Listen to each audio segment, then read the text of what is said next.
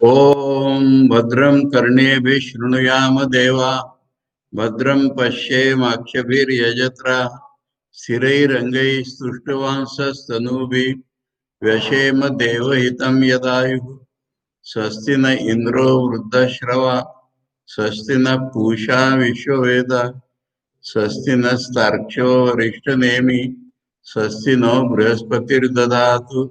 ओम शांति शांति शांति। कल हम लोगों ने मांडुक्य उपनिषद का 7वां मंत्र पढ़ा था। आज दोबारा उसे पढ़ना है और उसके पहले पूरा उसका अभी तक क्या पढ़ा है ये याद कर लेना बहुत आवश्यक है इस विशेषता 7वें मंत्र के लिए। पहले मंत्र में हमने सुना कि ये दुनिया मिथ्या है, इसके पीछे ब्रह्म सत्य है, उसके कारण ये सत्य प्रतीत हो रही है। दूसरे मंत्र में सुना कि जो इसके पीछे ब्रह्म है वही दुनिया के रूप में प्रकट है और हमारी आत्मा जो है वो ब्रह्म ही है, हमारी जो असलियत है वो ब्रह्म ही है। और उसके साथ ये भी सुना है कि जब हम इस सत्य का अनुभव करने की कोशिश करते हैं तो वो एकदम नहीं होने वाला, 4 स्टेप्स में होने वाला है। इतना हमने दूसरे मंत्र में सुना। फिर उसकी जो पहली स्टेप है तीसरे मंत्र में हमने सुना कि जब हम इस सत्य का ध्यान करते हैं, इस सत्य को अनुभवने की कोशिश करते हैं तो हमारा अनुभव ड्रास्टिकली बदल जाता है। हमारा व्यष्टि स्वरूप ही खत्म हो जाता है और हम समष्टि रूप में सारे विश्व के साथ स्थूल रूप में एकीभूत हो जाते हैं। एकीभूत हो जाते हैं स्थूल रूप में सारी दुनिया के साथ। और उसको हम ब्रह्म ज्ञान जैसा समझते हैं, पर तुरंत ही ख्याल में आता है कि ब्रह्म ज्ञान नहीं है, अभी भी हमें 19 मोह की भूख है और हम स्थूल भोग भोग रहे हैं। इसलिए हम फिर उसी सत्य को वहां उस स्थान में अनुभव करने की कोशिश करते हैं। अर्थात ये जो हमारा अनुभव हो रहा है ये भी मिथ्या है, इसके पीछे ब्रह्म सत्य होने के कारण ये सत्य प्रतीत हो रहा है और वही ब्रह्म इस रूप में प्रकट है और मेरी असलियत भी ब्रह्म ही है। इसी सत्य को हम अनुभव करने की जब और कोशिश करते हैं तो दूसरे स्टेप में हमारा जो है स्थूलत्व तो खत्म हो जाता है, हमें स्थूल दुनिया दिखाई नहीं पड़ती। ऐसे कई साधक हैं अपने पास कि जिनको ऐसे विचरण कर रहे हैं वो, पर मन उनका विचरण कर रहा है पूरे सूक्ष्म में। तो दुनिया स्थूल रूप में ओझल हो जाती है और सूक्ष्म रूप में मैं सारी दुनिया के साथ एक हो जाता हूँ, यानी सारी दुनिया के मन के साथ एक हो जाता हूँ। और तब मुझे ये तो अत्यंत तीव्र रूप में अहम ब्रह्मास्मि जैसा लगता है, किंतु तुरंत समझ में आता है कि ये भी नहीं है, ये स्वर्ग के या कहीं के भी सुखभोग हो सकते हैं सूक्ष्म चीज के, पर वहां पर भी तो 19 मुंह है और वह भूख सूक्ष्म चीजों की लगी हुई है। इसलिए हम फिर से दोबारा उस सत्य को ही याद करते हैं कि ये जो हमारा अनुभव हो रहा है ये भी मिथ्या है, इसके भी पीछे ब्रह्म होने के कारण सत्य प्रतीत हो रहा है। वही ब्रह्म इस रूप में है, हमारी असलियत भी ब्रह्म है। ये जो है हम जब और अधिक तीव्रता से अनुभव करने की कोशिश करते हैं तो जो सूक्ष्म वैरायटी थी ये खत्म हो जाती है और हमारी रोज की जो सुषुप्ति है उसके जैसा एक अनुभव होता है कि दुनिया तो एक हो गई है। यहाँ पर न कोई स्वप्न दिख रहा है और न हमारी कोई इच्छा स्फुरण हो रही है। हमें तो हमारा चेतन घनीभूत हो गया है, सारी दुनिया के साथ हम एकीभूत हो गए हैं। यहाँ पर हम आनंद का उपभोग कर रहे हैं, अति तीव्र आनंद का उपभोग कर रहे हैं। जैसा कि हम गहरी नींद में करते हैं वो कुछ भी नहीं उसके सामने, ऐसा कहना पड़ेगा कि हमारे मन, शांत मन पर रिफ्लेक्टेड जो हमारा स्वरूप आनंद है उसी का हम भोग कर रहे हैं और हम हैं यही उसका भोग करने का मुंह है। हमारा एक ही मुंह बचा है, मैं बोध, और मैं बोध के द्वारा हम उस आनंद का अनुभव कर रहे हैं। परंतु इसका मुंह जो है ना, अगर हम यहाँ से आगे नहीं बढ़े तो इसका मुंह जो है ना दोबारा स्वप्न और जागृति की ओर आने का ही इसका मुंह है। अब इसके बाद हमने क्या, और फिर ये पांचवें मंत्र में पढ़ा हमने, और छठे मंत्र में फिर हमने इसी का जो पॉजिटिव रूप है, यही तो ईश्वर है। ईश्वर जो स्वरूप में है वही ये अवस्था है। यहाँ हम ईश्वर के साथ एकीभूत हुए हैं, और ईश्वर के साथ एकीभूत हुए हैं। ईश्वर से ही सारी दुनिया निकलती है और ईश्वर में ही चली जाती है। सर्वज्ञ है ईश्वर, इसके साथ हम एक हो गए हैं यहाँ पर। अब इसके बाद क्या करना है और क्या एक्सपेक्टेड है, ऐसी और कोई अवस्था नहीं है जब हम पाएंगे। ऐसी अगर कोई अवस्था होती तो वो भी इन तीनों में टूट जाती। इसलिए इसके बाद कोई अवस्था तो पाना ही नहीं है। परंतु जब तक यहाँ नहीं पहुंचे हैं, अभी हम लोग मुंह से बात कर रहे हैं, पर संभव तभी है जब हम यहाँ पहुंचे हैं। और तब हमने देखा है कि अरे हम ही तो तीन अवस्थाओं में से आए थे। हम ही इन तीनों अवस्थाओं में आए थे। गौड़पाद जी ने कारिका में ये चीज हमको दिखा दी। हम ही तो इन तीन अवस्थाओं में से आए थे। हम ही भोक्ता बने थे, हम ही भोज्य बने थे। इसलिए हमारा स्वरूप क्या है? हमारा स्वरूप तो ऐसा है कि ये तीनों में तो हम हैं, पर हम तीनों में नहीं हैं। ये हमारा स्वरूप है। अब इसके लिए ये सातवां मंत्र बना है। तो सातवें मंत्र में बताएंगे क्या हमको? यही बताएंगे कि इससे बाहर निकलो। इससे बाहर निकलो माने सोचो, जो यही पॉसिबल है, अब तक पॉसिबल नहीं था। यही पॉसिबल है कि अरे ये तीनों अवस्थाएं अगर एक दूसरे की विरोधी है तो मैं तो इनसे अलग हूं। मैं ना सब्जेक्ट हूं न मैं ऑब्जेक्ट हूं। ऐसा सोचो, तभी तुमको अवस्था मिलेगी। सोचो, ये कहना बहुत छोटी बात हो गई, पर हमारे उस अतिशुद्ध मन में, जहां पर दुनिया का अस्तित्व नहीं दिख रहा है, अव्याकृत अव्यक्त रूप है दुनिया का, उस अवस्था में ही ये संभव है कि हमें ये पता चले कि हम तो वही, हम तीन अवस्थाओं में से आए।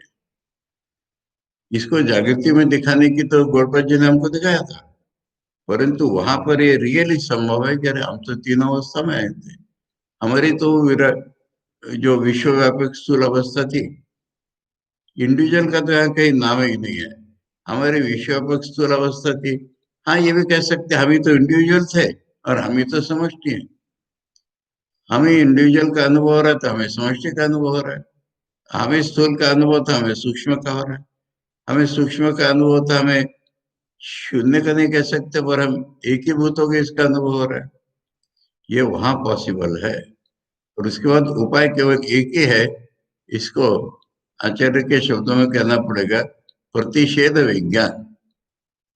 यानी इनको निगेट करने से ही हमारे मन में अनुभव उत्पन्न होगा। प्रतिषेध करना ही विज्ञान है। विज्ञान माने हमारा अनुभव है। जब इनको हम हटा पाएंगे मन से, तीनों अवस्थाओं को, तब हमें विज्ञान होगा। इसके लिए अब दूसरा कोई स्टेप लेना नहीं है। हमें दूसरा कोई स्टेप लेना नहीं है। हमें उसी सत्य का दोबारा ध्यान करना नहीं है। हमें केवल उस सत्य के आधार पर ही, बोलो, इन तीनों को हटा देना है मन से। ये हमारा सातवां मंत्र है। हम लोग दोबारा पढ़ते हैं इसको। नान्त प्रज्ञम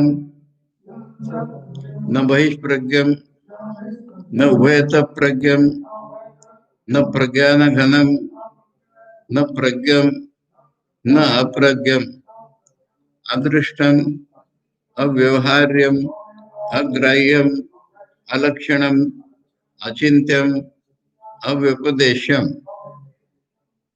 एकात्म प्रत्यय सारम प्रपंचोपशमम शांतम शिवम अद्वैतम चतुर्थम मन्यन्ते स आत्मा स विज्ञेया।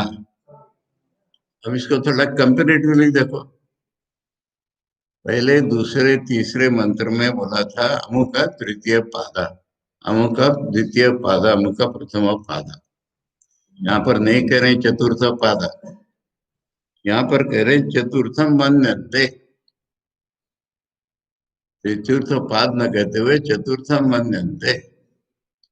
इन तीनों से अलग होने के कारण इसको चौथा मानते हैं। चौथा पाद है माने तो फिर और एक पाद हो गया ना। इन ये तीनों नहीं है जहां पर, उसको चौथा कहना पड़ेगा। चौथा मानते हैं, चौथा कहते हैं। इसी को आचार्य ने बिल्कुल शुरू में जो दो प्रार्थना मंत्र बनाए थे, उसमें कहा था माया संख्या तुरीय। यानी हम गिन रहे तो माया में एक दो तीन माया में ही गिने, इस गिनती में चौथा, वो चौथी अवस्था नहीं है वो। ये यहीं पर शब्दों से बता दिया, चतुर्थम मन्यन्ते। और तुलना करो, उसमें 19 मुंह थे, उसमें भी 19 मुंह थे, सात सात अंग थे। तीसरे में सात अंग नहीं, एकीभूत हो गया था सब। यहाँ पर क्या है? अद्वैत में उसका शब्द हो सकता है। एकीभूत और अद्वैत, इसमें फर्क जान लो। एकीभूत माने दो चीजें एक दूसरे से चिपक गई है, या अनेक चीजें एक दूसरे से चिपक गई है। और यहाँ पर अद्वैत है, दो है ही नहीं। दो है ही नहीं, ये इसका अर्थ होता है। तो उसकी तुलना में यह है शब्द, दो है ही नहीं। क्या किससे चिपकेगा? कि कितने सात अंग कैसे होंगे, 19 मुंह कैसे होंगे, जब एक दूसरे से अलग ही नहीं है कुछ। उसकी तुलना में ये शब्द दिख रहा है हमको, अद्वैतम। यानी वहां सप्तांग एकोनविंशति मुख, दूसरे में सप्तांग एकोनविंशति मुख, तीसरे में सप्तांग के बदले एक ही भूत, एकोनविंशति मुख के बदले चेतो मुख। वो चेतो मुख भी नहीं है तो एकोनविंशति मुख भी नहीं है, चेतो मुख भी नहीं है। चेतो मुख तो विषय विषय विभाग से भोग करने का नाम है, चेतो मुख। उसी को सूक्ष्म दुनिया में 19 मुंह से भोग रहे, उसी को, उसी को स्थूल दुनिया में 19 मुंह से भोग रहे। एक ही सत्य को विषय विषय विभाग करके भोगते चले जा रहे हैं। अब यहाँ पर विषय विषय विभाग ही नहीं है, तो फिर मुंह कहाँ से आएगा? तो क्या हो सकता है? इसको हम अगर उल्टी तरफ से देखें तो वो शिव हो सकता है।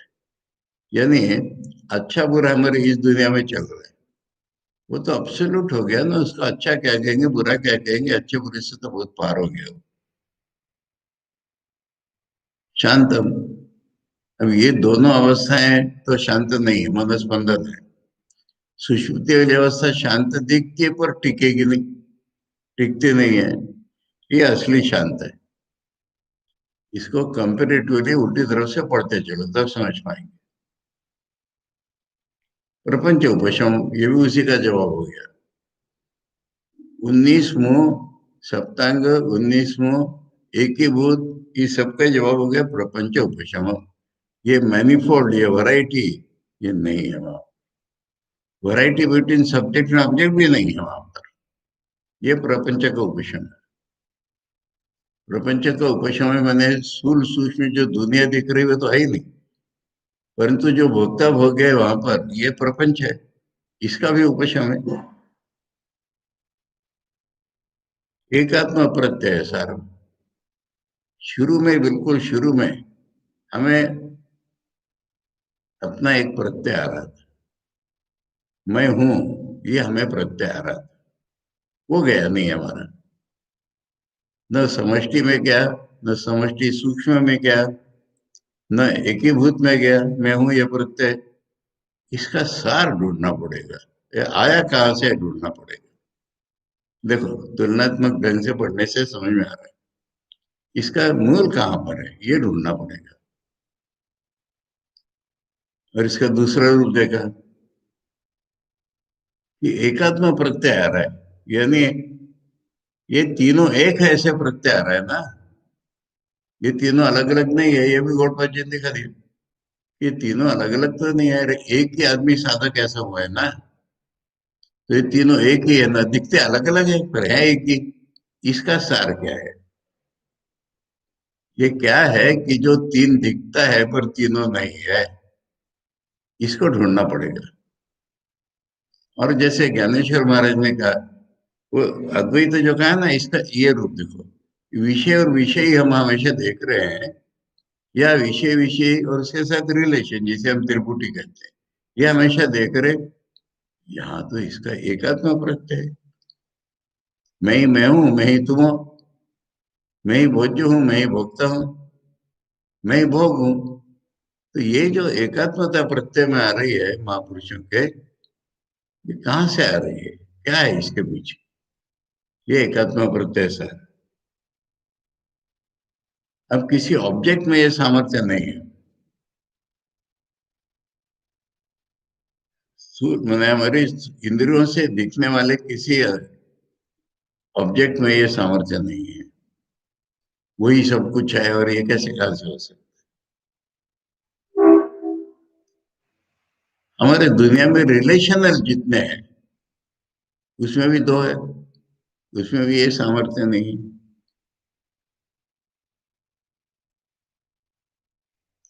कर्मेंद्रियों से जो भी ऑब्जेक्ट हम पकड़ते हैं, उसमें ये सामर्थ्य नहीं है।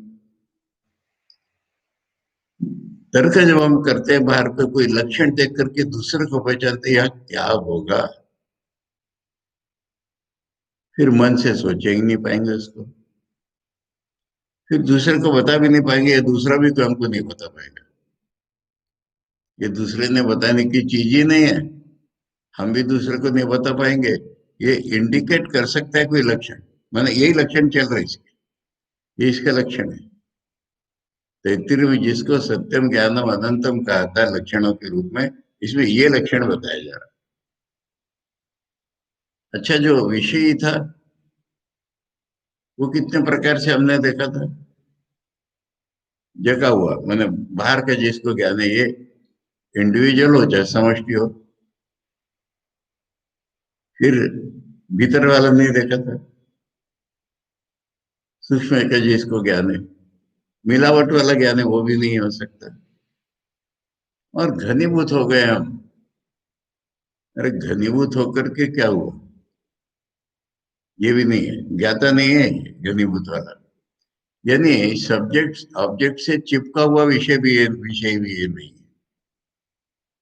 अच्छा, खाली ज्ञान है यहाँ पर, खाली ज्ञान है माने ऐसा ज्ञाता नहीं है जो खाली ज्ञान है। और ब्रह्म को अभी तक नहीं जाना, इस प्रकार का अज्ञान है इसमें, ये भी हमारी रियलिटी नहीं हो सकती।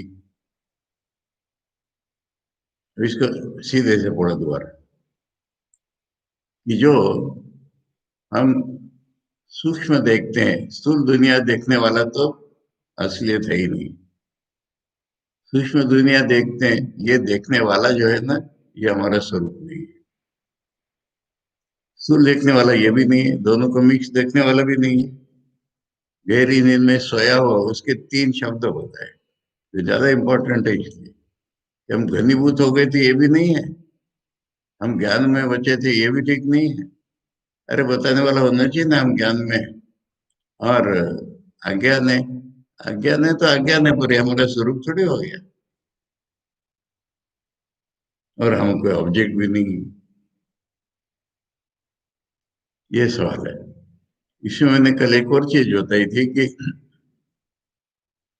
तीन का मैंने एक्सपेंड करके बहुत बताया था, मूल में तीन देख लो।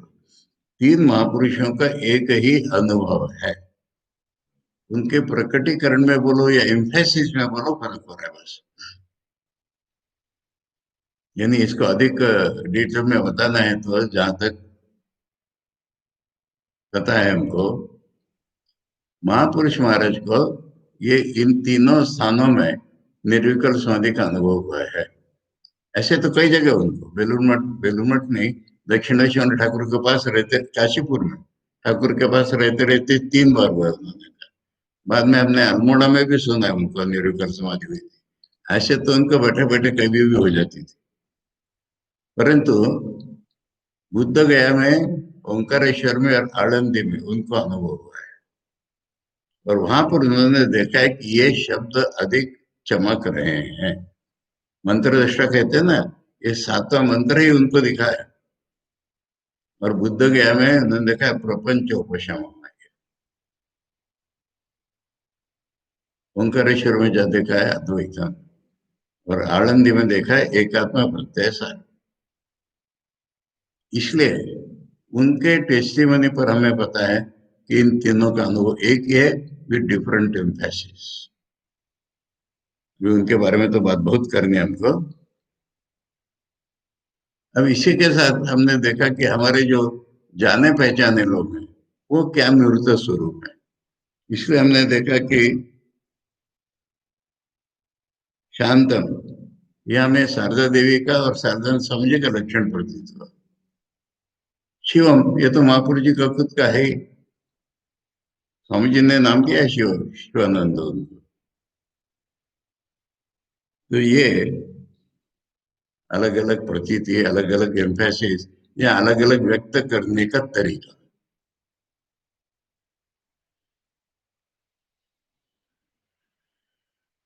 अब इसे आचार्य किस तरह समझा रहे हैं ये देखो।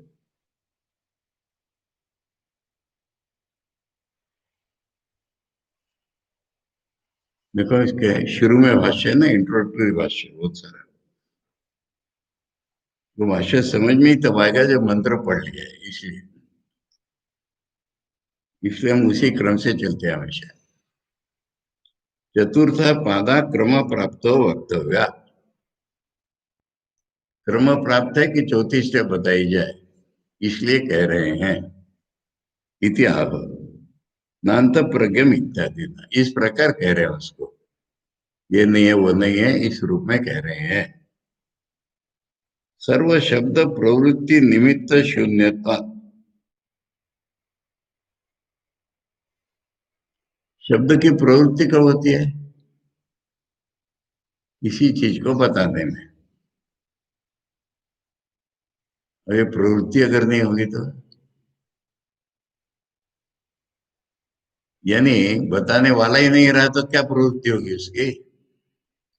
और बताएंगे तो उसको एक लिमिटेशन में ला रहे हैं। शब्दों की प्रवृत्ति तभी होती है हम किसी फाइनाइट चीज को अनुभव करके बताते हैं तब। इनफाइनाइट चीज का अगर हमें अनुभव होने लगा तो बताएंगे क्या? मैंने इस तरह से क्यों बोला है निगेटिवली, इसका आचार्य भूमिका बना है कि सर्व शब्द प्रवृत्ति निमित्त ही नहीं है। सारे शब्दों की प्रवृत्ति मैंने हमारे बोलने की इच्छा, उसका कोई कारण ही नहीं है। तस्य शब्द अनभिधेयत्व, इसलिए शब्दों से बताया ही नहीं जा सकता। अभिधान अभिधेय पढ़ा था ना हमने। अनभिधेयत्व, शब्दों से जिसका नाम लिया ही नहीं जा सकता। इति विशेष प्रतिषेधे नहीं, इसलिए शब्द विशेष के लिए होते हैं ना। ये काला है, ये गोरा है, ये ऊंचा है, ये लंबा है, ये आदमी है, ये स्त्री है, ये आंखों से दिखाई पड़ता है, नहीं दिखाई पड़ता है, यही है ना शब्दों की प्रवृत्ति। तो इन सारे विशेषों का अगर हम निगेशन कर दें, प्रतिषेध देना है वो, इसी से ही तुरीयम निर्दिदीक्षति। तुरीय माने चौथा, चौथे को निर्देश किया जा रहा है। चौथे को ऐसा बता नहीं सकते जैसे तीन बताए वैसे। चौथे का निर्देश किया जा रहा है शब्दों का निषेध करके ही।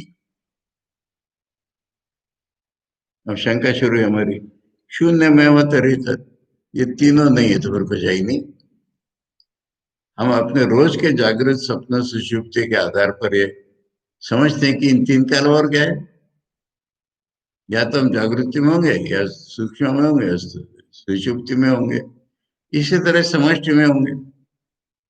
या तो स्थूल दर्शन होगा, या सूक्ष्म, या एकीभूत दर्शन होगा। इससे अलावा हो ही क्या सकता है? इससे अलावा अगर कुछ है तो फिर वो शून्य नहीं है। ऐसी ये पहली रिएक्शन आती है।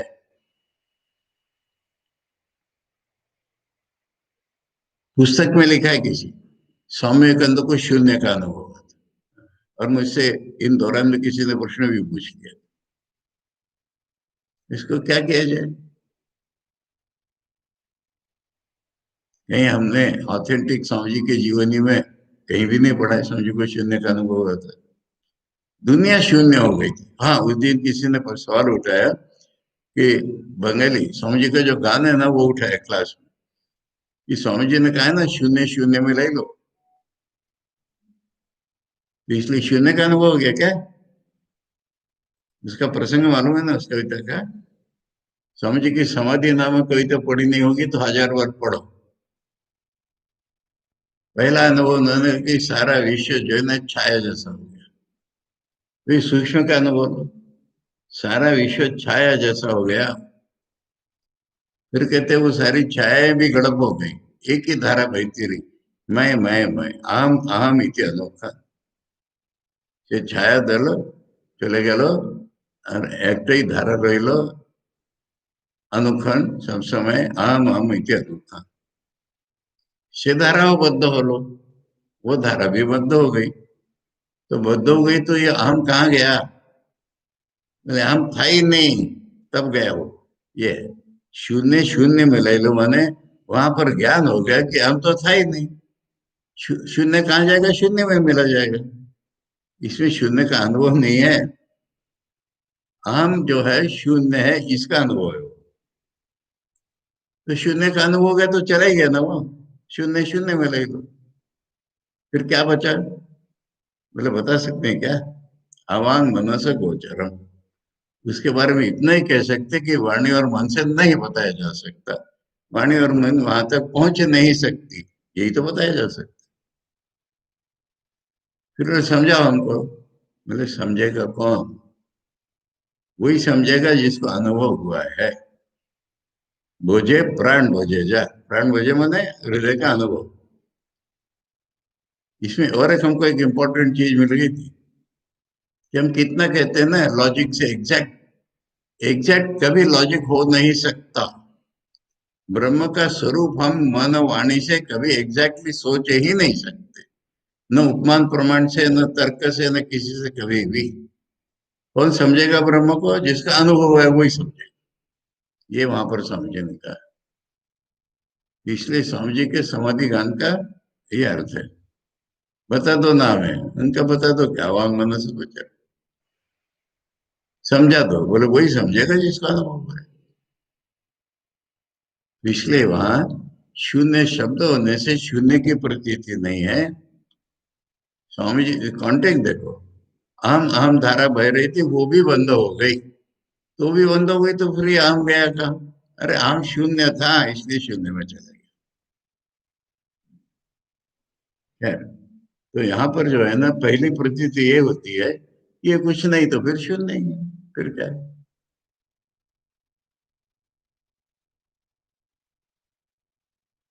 अब ये तर्क से प्रश्न आ रहा है ना हमारी भूमिका पर से, इसका जवाब न मिथ्या विकल्प से निर्निमित्तत्व अनुपपत्ति है। विकल्प माने एक चीज के बदले में दूसरी चीज दिखाई पड़ना, इसका नाम विकल्प। और विकल्प मिथ्या है वो। पर बिना निमित्त के विकल्प हो सकता है क्या? एक चीज की जगह दूसरी दिखाई पड़ती है ना, रस्सी की जगह सांप। रस्सी नहीं होगी तो सांप कहाँ से दिखेगा? इसलिए लॉजिक से अगर देखना है हमको बुद्धि से, तो निर्निमित्त कोई विकल्प नहीं हो सकता।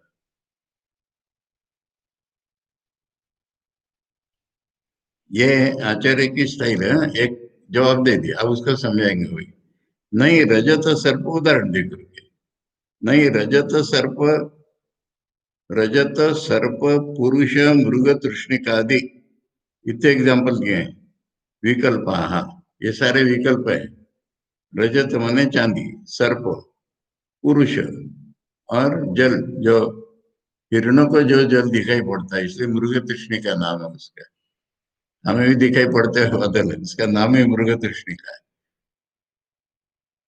आदि और भी हो सकते हैं विकल्प। शुक्ति का रज्जु स्थाणु उषरादि व्यतिरेकेण अवस्तु आस्पदा शक्या कल्पयितुम न शक्या कल्पयितुम।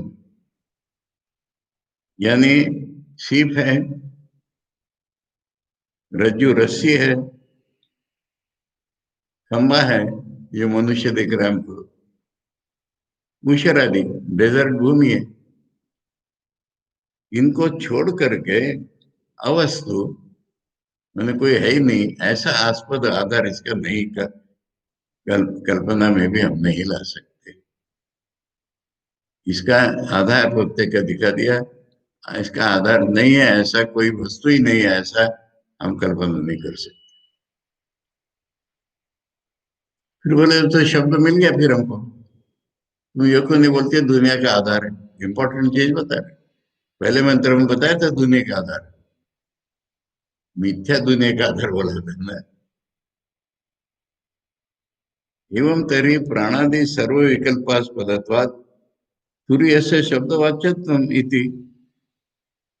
फिर ऐसे ही बोल देना चाहिए कि जितने विकल्प है उनका आधार ब्रह्म है। तुम्हारी मति जाएगी कहाँ पे? विकल्पों में घूमेगी, विकल्पों का आधार ढूंढेगी। तुरीय से शब्द वाच्यत्म, फिर तो तुरीय शब्द से बताने लायक हो गया। न प्रतिषेधे प्रत्यायत्व, इनको निगेट करके नहीं बताए, मत बताओ इनका आधार रुकना बताओ। अरे इनका आधार माने ये रियल है क्या? आधार बताने के लिए आधार माने इनको हटाओ तभी तो दिखेगा वो। ठाकुर ने अत्यंत सरल शब्दों में कहा है। हम लोग बैठे हुए, ठाकुर ने एक गमछा रख लिया, बोले तुम दिख रहे हो क्या? नहीं, गमछा हटाओगे तो दिख रहे हो। बोले गमछा हटाना ही तो ऊपर है इसका, और क्या करेंगे? गमछे के पीछे तुम हो, ऐसा तो इसको नहीं कह सकते हो। गमछा हटाएंगे तो दिखेगा। उदक धारा देर की वह घटा दे है।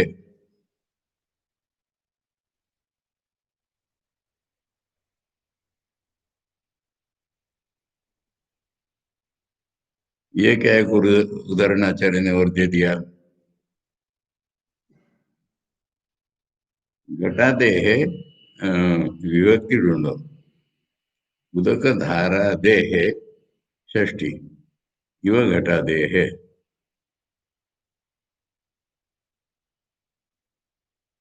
अच्छा, इसका आधार वो, हाँ, पानी का आधार घड़ा हो, निगेशन में बता रहा है। अरे घड़े में पानी रखा है तो हम कहेंगे पानी का आधार घड़ा है, ऐसे बता सकते हैं क्या? ये इसको इसमें ले रहे। पानी रियल है, उसको आधार चाहिए, घड़े में है, घड़ा उसका आधार है। ऐसा बताएंगे क्या इन चीजों का आधार है?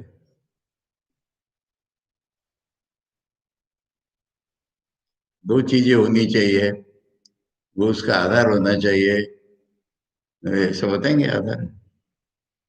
इनको निकालेंगे तो वो दिख जाएगा।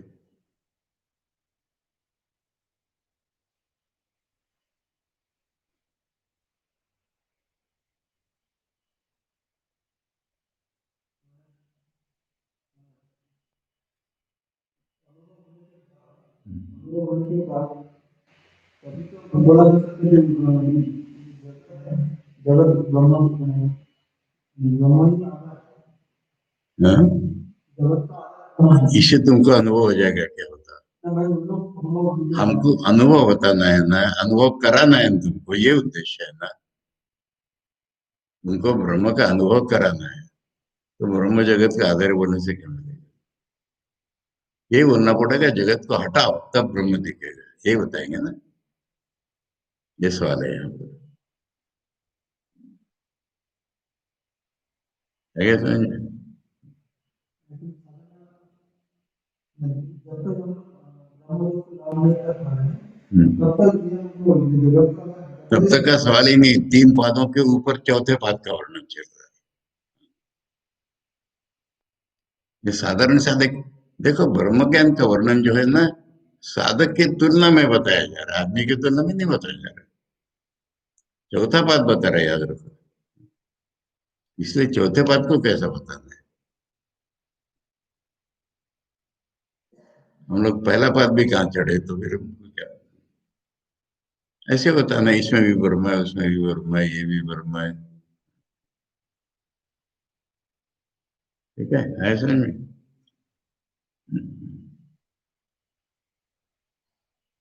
तो ये प्रश्न इस तरह मन में आ रहा है कि जैसे जल का आधार बता देते हैं घड़ा है, तो ऐसा कुछ बता दो ना।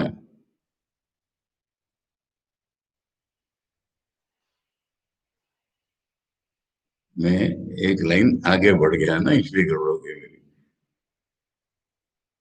आचार्य ने उतना ही बताया। हाँ, हाँ, तो फिर ये प्रतिषेध से नहीं बताना है, पानी का आधार घड़ा है इस तरह से बता दो, ये सबका आधार है न। ये सोच ठीक नहीं है। प्राणादि विकल्प से असत्वात् शुक्तिकादिषु इव रजतादेः।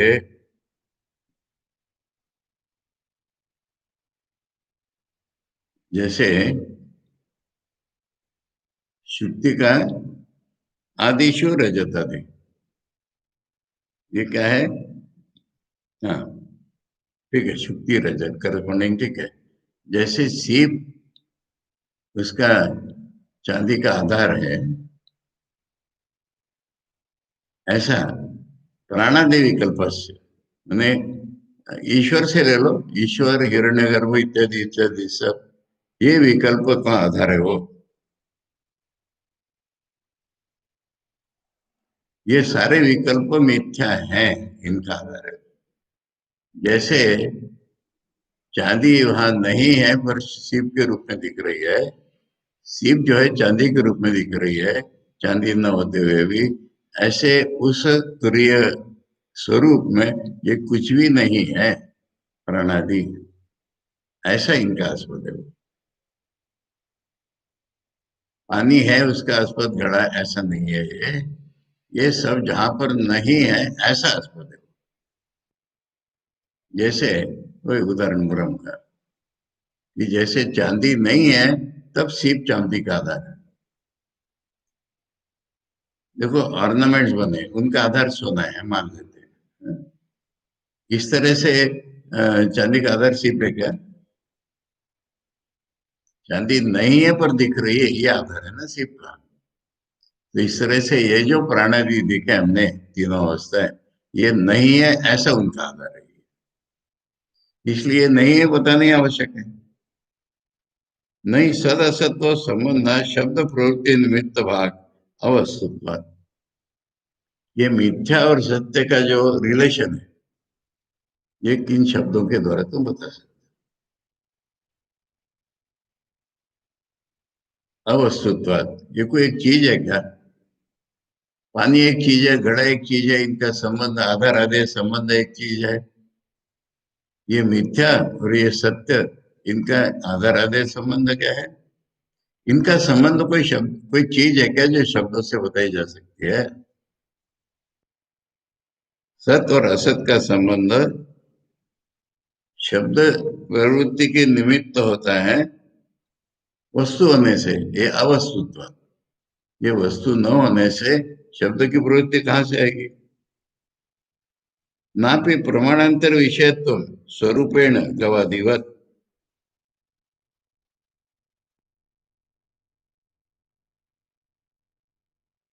हम कभी कभी क्या कहते हैं कि संबंध बता देते हैं। जैसे गाय, गाय एक जातिवाचक नाम हो गया, ठीक है, तो उस तरह का है। ऐसे ब्रह्म किस तरह का बताएंगे बताओ? मैंने तर्क नहीं चल रहा है, उपमान प्रमाण भी नहीं चल रहा, किसके जैसा बताएंगे? प्रमाणांतर विषयत्व, यानी ये अनुमान प्रमाण या इत्यादि से भी नहीं बताया जा सकता। आत्मनो निरुपाधिकत्व, आत्मा निरुपाधिक होने के कारण इस वस्तु के समान नहीं बताया जा सकता, वो क्या करेंगे? चाचा, चाचा क्या है? बाप जैसा, मौसी माँ जैसी, ऐसा कुछ बता सकते हैं इसको? गवादिवत नापि जाति मतम अद्वितीय, पहले जो मैंने बताया ना वो अब ला रहे हो। यहाँ तो बताया कि इसको कोई बताने का उपाय नहीं है, इसके समान बताने का उपाय नहीं है। अब कह रहे कोई जातिवाचक नाम होते हैं, हमने ये तो नहीं बताया कपिला पिंगला गाय है, इतना तो बता दिया, तो बोलते हैं इसके कोई जाति नहीं है। ये वन विदाउट ए सेकंड होने के कारण, अद्वितीय होने के कारण इसकी क्या जाति बनेगी? यानी इसके समान है नहीं बता सकते, इस जाति का है ये भी नहीं बता सकते। शब्दों की प्रवृत्ति कितने प्रकार से हो सकती है उसको समझा रहे हैं। सामान्य विशेष अभाव, गाय है, नीली गाय या कपिला नाम की गाय, तो उसमें एक तो सामान बता दिया गाय है, दूसरा विशेष बता दिया। इसमें ना कोई समान है, ना विशेष है, ना दूसरा कोई है। ना पे क्रिया व्युत्पन्न, पाचकादिवत, अभिक्रियत्व, ये तो ऐसा उसका कोई क्रिया करता है क्या ब्रह्म?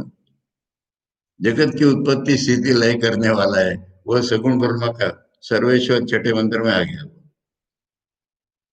सात्य को ब्रह्म का स्वरूप बतलाने को वो कोई क्रिया ही नहीं कर रहा। शब्द की प्रवृत्ति इतने प्रकार से होती है। ना भी गुणवत्व, नीलादिवत, निर्गुणत्व, नीला है पीला है ऐसा भी नहीं बता सकते, निर्गुण है।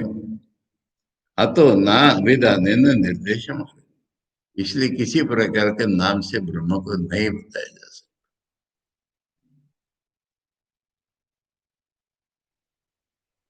पहले कहा था शून्य, हाँ? अब एक नई शंका निकलेगी। पहले समझने वाले ने कहा था फिर तो शून्य कहा था ना, मैं समझा दिया कि शून्य नहीं है, निरास्पद नहीं हो सकता, नाम से बताया नहीं जा सकता। अब दूसरी शंका है, शश विषाणादि समत्वात निरर्थकत्व है, फिर तो खरगोश का सींग हो गया, हमारे क्या काम आने वाला है? अगर हमसे किसी प्रकार का संबंध ही नहीं बन रहा है तो हमारे क्या काम आने वाला है? खरगोश का सींग, बस।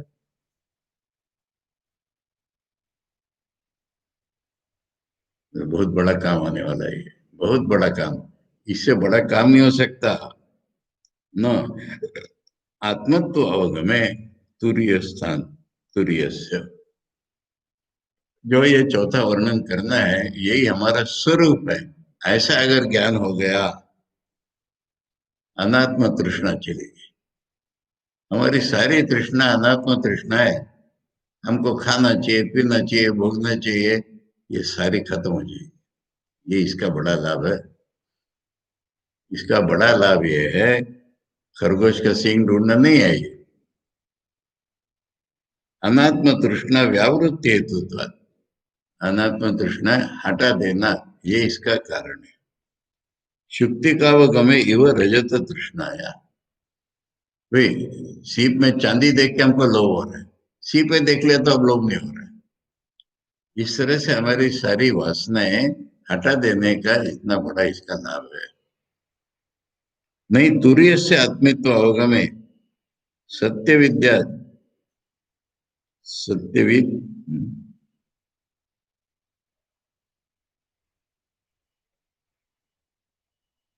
सती है, सती सती, संधि सब जगह मार्क करके रखना पड़ेगी मुझे पास पढ़ने में। नहीं तुरीय से आत्मत्व अवगमे सती अविद्या तृष्णादि दोषाणाम संभव अस्ति।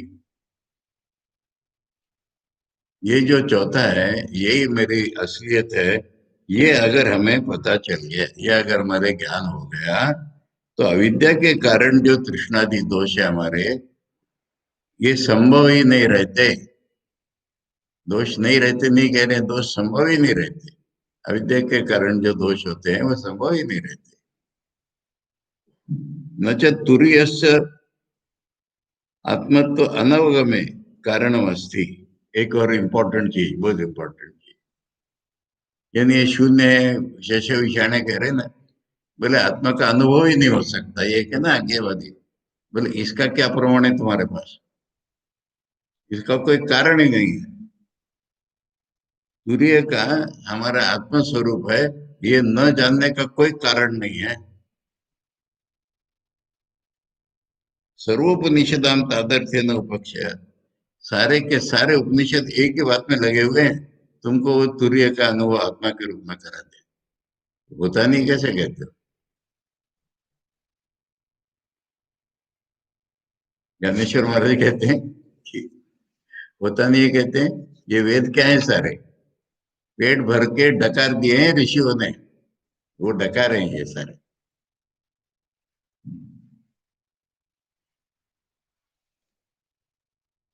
अभी सुना रहे हमको।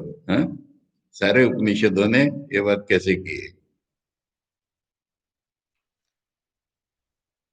अब देखो भाई, मेरी प्रतीति बताता हूँ यहाँ, ये सारे महावाक्य किनारे।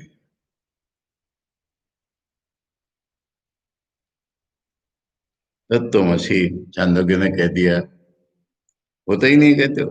अयम आत्मा ब्रह्म, बृहदारण्य ने कह दिया। तत्सत्यम स आत्मा, फिर छांदोग्य की बात है। यह साक्षात अपरोक्षात ब्रह्म, ये तो बृहदारण्य में प्रश्न पूछने वाले ही नहीं पूछ लिया। सब आयाभ्यंतरो ही अजा, मुंडक उपनिषद ने बोला है।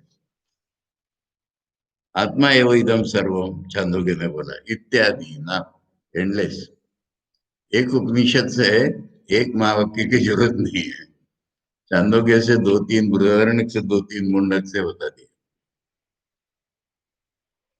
सो अयम आत्मा। सो अयम आत्मा कहां से लाई है? दूसरे मंत्र से। सो अयम आत्मा परमार्थ अपरमार्थ रूप चतुष्पाद इति उक्तः। चार पैरों वाला बताया था, माने रियल और अनरियल मिलकर के चार पैर बताए थे उसके। अनरियल नहीं कह रहे, अपरमार्थ माने नॉन अल्टीमेट। एक तो उसका अल्टीमेट स्वरूप था, एक रास्ते पर के स्वरूप थे, तभी तो बोला था चतुष्पाद इति उक्ता। तस्य अपरमार्थ रूपम अविद्या कृतम, उसके जो अल्टीमेट रूप नहीं थे वो अविद्या के कारण थे। रज्जु सर्पादि समम, वो तो ऐसे ही थे सांप, रज्जु में सांप देखो ऐसे। उत्तम पादत्रय लक्षणम, ये तीनों पैर बता दिए हैं। बीजांकुर स्थानीय, ये कैसे? वही नींद में से ही फिर जागृति में आ जाते हैं, जागृति से स्वप्न में चले जाते हैं, ये तो बीज अंकुर के समान है। अथ इदानीम, इसलिए अब बीजात्मक, जिसमें कोई बीज नहीं रहेगा, परमार्थ स्वरूपम अल्टीमेटली रियल, रज्जु स्थानीय, उदाहरण के लिए रज्जु जैसा। सर्पादि स्थानीय उक्त स्थान त्रय निराकरण ना, तीनों स्थान सर्प के समान, उनका निराकरण से ही रज्जु को बताया जा रहा है। आह नान्त प्रज्ञ मिथ्या, फिर वहीं पर जाए नान्त प्रज्ञ मिथ्या, इसलिए इतने सारे को इंट्रोडक्टरी भाष्य कहते हैं।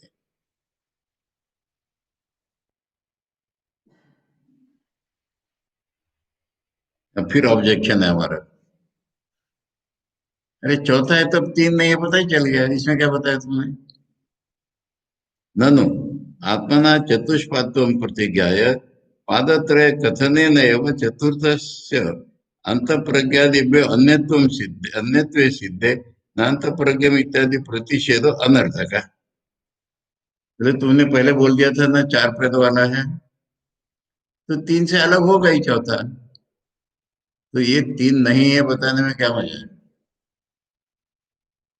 बोले ऐसा अलग नहीं है वो। न सर्पादि विकल्प प्रतिषेधेन एव, अब देखो यहाँ पर जो है ना मेरे मार्क किए हुए हैं, मैंने जवाब जो है ना कई प्रकार से दिया जा रहा है, एक दो तीन चार पांच,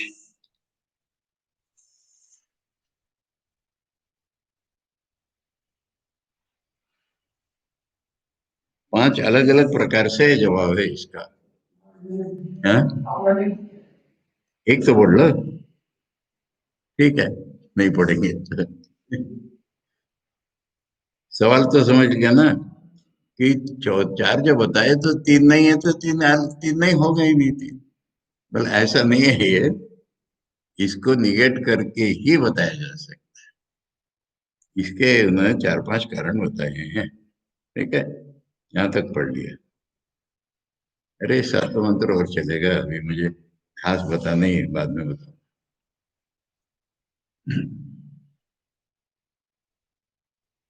ओम भद्रम कर्णेभिः शृणुयाम देवाः, भद्रम पश्येमाक्षभिर्यजत्राः, स्थिरैरङ्गैस्तुष्टुवांसस्तनूभिः, व्यशेम देवहितं यदायुः।